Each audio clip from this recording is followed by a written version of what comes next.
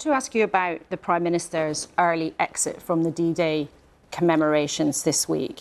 After that, you said that he wasn't patriotic, and you said that Rishi Sunak didn't understand our history and our culture. What did you mean by that? Yeah. Absolutely right.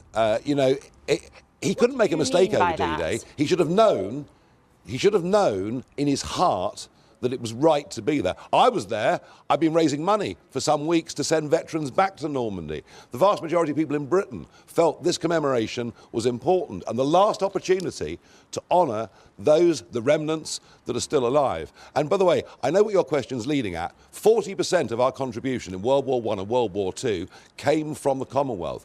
He is utterly disconnected by class, by privilege, from how the ordinary folk in this country feel. He revealed that, I think, spectacularly when he left Normandy early. And out there now, there are millions and millions of people who were Conservative voters, traditional Conservative voters, not the Red Wallers, who are now thinking, do we go on supporting the Conservatives or do we support reform? And this is going to be, I think, the acid test of this election. But, Mr Farage, when you say our culture, I think many of our viewers might imagine that you are trying, not very subtly, to emphasise the Prime Minister's immigrant heritage.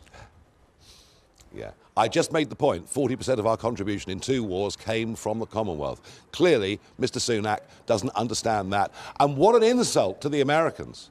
You know, that took place above Omaha Beach, where the Americans suffered so grievously. He has made the biggest mistake of his political career. If it wasn't an election campaign, there'd be a leadership challenge against him this week. The man is not fit to lead the country.